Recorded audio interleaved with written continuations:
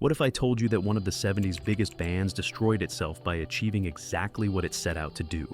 A vision so grand it required lasers, spaceships, and full orchestras just to bring it to life. Two creative geniuses who couldn't share the spotlight. And a sound so perfect, so obsessively controlled, that it turned bandmates into employees and dreams into obligations. This is the story of Electric Light Orchestra, the band too grand for its own good. The story begins not with success, but with an audacious declaration that most people thought was completely insane. It's 1970 in Birmingham, England, and a young musician named Jeff Lynne is about to chase a dream that would define his life and eventually consume it. Jeff Lynne had been obsessed with the Beatles since he first heard them. But it wasn't just their early rock and roll that captivated him. It was what they became, those sweeping string arrangements on Eleanor Rigby, the orchestral grandeur of A Day in the Life, the way they made rock music sound like the future. And when the Beatles broke up in 1970, Lynne saw an opportunity. Someone needed to pick up where they left off. Someone needed to fuse rock and roll with classical orchestration in a way that had never been done before. That someone was going to be him. Before we continue, don't forget to like and subscribe to the channel. Lynne joined forces with Roy Wood, the visionary behind a psychedelic pop group called The Move. Wood had been dreaming of this orchestral rock concept since 1968, and together with drummer Bev Bevan, they formed the foundation of what would become the Electric Light Orchestra. The concept was simple to describe, but nearly impossible to execute. Take the raw power of rock and roll and marry it to the sophisticated beauty of classical music. Cellos, violins, and string basses alongside electric guitars and drums. On July 12, 1970, the dream became real. Wood added cellos to a Lynne-penned song, transforming it into 10538 Overture, the first true Electric Light Orchestra track. The song shot into the UK top 10, and suddenly the impossible seemed possible. Their debut album arrived in 1971, a raw experimental blend of rock and classical that one reviewer called sonic terrorism. It was messy, ambitious, and unpolished, exactly what you'd expect from two of the strong-willed visionaries trying to reinvent rock music. But that's where the problem started, because here's the harsh truth about grand visions. They rarely survive two bosses. By June 1972, just as the band was finding its footing, Roy Wood was gone. The official story was musical differences. Wood wanted free-form classical experimentation, while Lynne pushed toward melodic pop. But Lynne later cut through the diplomatic language with brutal honesty. We couldn't work together. It was like having two bosses. The split was reportedly complicated by their aggressive manager, Don Arden, known for pressuring his artists into impossible situations. But beneath the drama lay a fundamental economic reality. ELO was an expensive proposition. String players, complex arrangements, elaborate recording sessions. All of it cost serious money. And money like that demanded not niche progressive rock sales, but massive pop acceptance. That kind of success required absolute focused control. It required one voice, one vision, one uncompromising leader. Roy Wood went on to form Wizard and they found success, but he never matched what was coming next. Because with Wood gone, Jeff Lynne was about to transform ELO from an experimental collective into a commercial juggernaut and a creative dictatorship. With sole control firmly in his hands, Jeff Lynne set about refining, compressing, and polishing ELO's sound into something the world had never quite heard before. Gone was the sprawling, chaotic experimentation of the first album. In its place came something far more calculated and far more powerful. Lynne had learned something crucial during his years with The Move. Album tracks were interesting, but hit singles changed everything. So he pivoted hard. Shorter songs, tighter arrangements, every element meticulously crafted for maximum radio impact. And he developed what became known as the Jeff Lynne sound, an extremely compressed, layered, and dense mix that sounded massive coming through a car radio or a transistor speaker. The obsessive overdubbing became his signature. He would layer track upon track, burying the bass, syncing acoustic guitar strums to the snare drum, creating a wall of sound so thick and rich it was instantly recognizable. In an era of limited broadcast fidelity, this sonic density gave ELO an unmistakable presence. You knew an ELO song within the first 3 seconds. By 1974, with the release of El Dorado, the classic ELO lineup had stabilized. Bassist Kelly Grocott joined, completing the core group that would define the band's golden era. And then the hits started coming. Evil Woman in 1975 became their international breakthrough, hitting number 10 in both the US and UK. Then came A New World Record in 1976, an album that spent an astonishing 100 weeks on the UK charts. Songs like Livin' Thing and Telephone Line weren't just hits, they were sonic monuments, each one a masterclass in melodic perfection and production wizardry. But here's where the story gets revealing. During the recording of Telephone Line at Musicland Studios in Munich, the band needed the sound of a telephone ringing. Drummer Bev Bevan later recalled that they immediately recorded an American telephone. When asked why not use a British phone, Bevan admitted the market focus was so absolute that it never even occurred to us to use a British phone sound. Think about that for a moment. Every element, down to the incidental sound effects, was calculated to ensure instant relatability for the American audience. This wasn't art for art's sake. This was precision engineering designed for maximum commercial penetration. The American market became paramount, and ELO conquered it with almost military efficiency. Critics praised how Lynne fused emotionally strained vocals with unearthly strings, creating what one reviewer called space epics that somehow felt both nostalgically 1950s and futuristically cutting edge.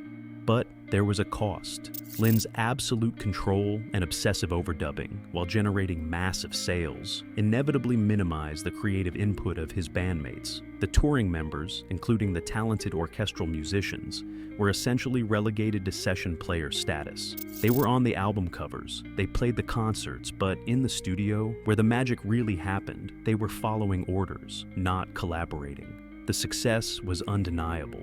But the band was slowly transforming from a collective into a vehicle for one man's increasingly isolated vision. And then came the moment when ELO's grandeur reached its absolute zenith, a moment so spectacular, so impossibly ambitious, that it would become both their greatest triumph and the beginning of their unraveling. It's 1977, and Jeff Lynne is holed up in a Swiss chalet, trying to write the follow-up to A New World Record. But nothing's coming. The weather is dark and misty, locking him inside for 2 straight weeks without a single usable idea. The pressure is mounting. The label wants another masterpiece. The fans expect magic, and Lynne is staring at blank pages. Then, finally, the sun breaks through. And in that moment of light, something unlocks. 14 songs pour out of him in rapid succession, including the track that would become ELO's signature, Mr. Blue Sky. Released as part of the double album Out of the Blue in October 1977, it was the culmination of everything Lynne had been building toward, pure melodic perfection, wrapped in orchestral grandeur. A song so joyful and intricate, it seemed to defy gravity. Mr. Blue Sky peaked at number 6 in the UK and became one of the most beloved songs of the era. Decades later, it would be rediscovered by new generations through films and television, proving that Lynne's vision truly was timeless. But if the album was grand, the tour that followed was something else entirely. Picture this: a 9-month, 92-date world tour that became the highest-grossing live concert tour in history up to that point. But ELO didn't just play venues. They arrived inside a colossal spaceship, a stage set that paid homage to Close Encounters of the Third Kind, and cost a fortune to transport and assemble. The production was staggering. 2 portable power units generating 525,000 watts of light.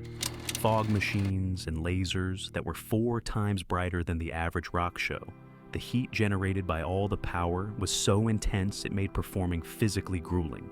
Musicians dripped with sweat under the relentless assault of lights and lasers while trying to recreate Lynne's impossibly dense studio sound. The spectacle was so impressive that Bob Dylan, performing in London at the time, came backstage at Wembley Stadium just to see the production and meet Jeff Lynne for the first time. That's how significant it was. One of rock's greatest legends making a pilgrimage to witness what ELO had built. But here's the tragic irony. The very grandeur that made ELO spectacular was starting to work against them. The dense, compressed studio sound that Lynne had perfected was nearly impossible to reproduce live with 1970s technology. Contemporary reviews of official live recordings criticized the dreadfully poor sound quality. The visual spectacle was breathtaking, but the audio often couldn't match what fans heard on the albums they loved. ELO had become too grand for the infrastructure of its time. The dream required technology that barely existed, and maintaining that level of spectacle, night after night, was grinding everyone down. Exhausted from the scale of the out-of-the-blue era, Jeff Lynne made a decision that would prove both commercially brilliant and artistically destructive. He would chase the disco wave sweeping the globe. Released in June 1979, Discovery was ELO's most overtly commercial album yet. Keyboardist Richard Tandy nicknamed it Disco Very, and the name stuck. The album was drenched in the rhythms and production techniques of disco, and it became ELO's first #1 album in the UK. Singles like Don't Bring Me Down and Last Train to London dominated radio and dance floors worldwide. Lynne's timing was shrewd. He caught the disco wave just before it crashed. The album sold millions, proving once again that his commercial instincts were impeccable. But achieving this commercial peak required a devastating sacrifice: the systematic dismantling of what made ELO unique. Disco didn't need string sections, it needed synthesizers, punchy rhythms, and danceable grooves. The orchestral players, the very musicians who embodied the orchestra in Electric Light Orchestra, were suddenly unnecessary. By 1980, the primary orchestral members began departing. Violinist Mick Kaminsky and cellists Melvin Gale and Hugh McDowell left, and with them went the band's founding identity. ELO had destroyed the very concept it was built upon to maintain its chart dominance. The grand vision had consumed itself. Meanwhile, resentment among the remaining members was reaching a boiling point. Kelly Grocott, who had been a core member since 1974, felt increasingly like an employee rather than a band member. Critics and fans noted that Lynne seldom gave credit to his loyal musicians, and opportunities to feature other talented voices, like Grocott's, were suppressed. The tension finally exploded in 1983, when Grocott departed and subsequently sued Lynne over lost touring income. The lawsuit made it official. ELO was no longer a band. It was Jeff Lynne's studio project, with a rotating cast of hired hands. The album Secret Messages that same year was a contractual obligation, originally intended as a double album, but cut down to a single LP due to label pressure. The magic was fading. The fire was dying. By the mid-1980s, Jeff Lynne's attention had drifted elsewhere. He found renewed creative excitement producing other legends: George Harrison, Roy Orbison, and Tom Petty. The studio perfectionism that had driven his bandmates to frustration was exactly what these rock royalty needed to revitalize their careers. The final ELO album of the original era, Balance of Power, arrived in 1986 as what insiders openly called a contractual obligation. Reduced to just the core trio of Lynne, Bev Bevan, and Richard Tandy, the album showcased Lynne's continued compositional precision, but lacked the epic majesty of 1970s ELO. It was polished, concise 1980s synth pop, professionally executed but emotionally distant. One retrospective described it perfectly: not a disappointment, but a calm sit-down talk. It's over, after years of action. The exhaustion was complete. ELO dissolved, not because they couldn't make hits, but because their leader was profoundly finished with the structure he had created. The grand vision had burned out. The spaceship had landed for the last time. But here's the unexpected twist in ELO's story. Jeff Lynne's graduation from the band became his greatest success. All those skills he'd perfected through years of obsessive control, the dense layering, the compressed mixing, the melodic perfectionism that had alienated his bandmates, became his most valuable asset. By the late 1980s, His signature production style was defining the sound of rock legends' comeback albums. In 1988, Lynne co-founded the Traveling Wilburys alongside George Harrison, Tom Petty, Bob Dylan, and Roy Orbison. He wrote, sang, and produced the entire project, and the debut album became a worldwide phenomenon. His layered harmonies and polished structures revitalized Harrison's Cloud 9 and Petty's Full Moon Fever. The collaborative spirit that had been missing from ELO found new life in the Wilburys. Songs were finished together spontaneously. For the audience watching Lynne's transformation, there was a powerful emotional truth. The very qualities that destroyed ELO were exactly what these legends needed. The perfectionism wasn't wrong, it was just in the wrong structure. While many of their peers faded into nostalgia acts, ELO's music experienced something different, genuine rediscovery. Mr. Blue Sky found new life through placement in films and television, introducing the song to generations who weren't even born when it was first released. The sophisticated melodic structures and production techniques that once seemed excessive now sounded timeless. In 2015, Jeff Lynne reformed ELO for a massive performance at Hyde Park in London. 50,000 people sang along to every word, proof that the music had transcended its turbulent creation story. And then came the ultimate vindication. In 2017, ELO was inducted into the Rock and Roll Hall of Fame.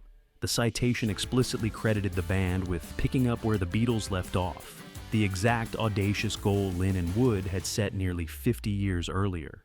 Crucially, the Hall of Fame listing included all 4 foundational members: Jeff Lynne, Bev Bevan, Richard Tandy, and Roy Wood. Decades after the acrimonious Two Bosses split of 1972, history had reconciled them. Both the initial vision and Lynne's subsequent absolute control were recognized as essential to ELO's legacy. The shocking truth about Electric Light Orchestra isn't that they failed, it's that they succeeded too completely. The grand vision required such scale, such perfection, such uncompromising control that it couldn't survive as a true band. But in destroying itself, ELO created something that outlasted the conflicts and lawsuits. Timeless music that still makes us look up at blue skies and remember when dreams felt infinite. Maybe being too grand was exactly the point. What's your favorite ELO memory? When did you first hear Mr. Blue Sky and feel that surge of pure joy? Drop your story in the comments below.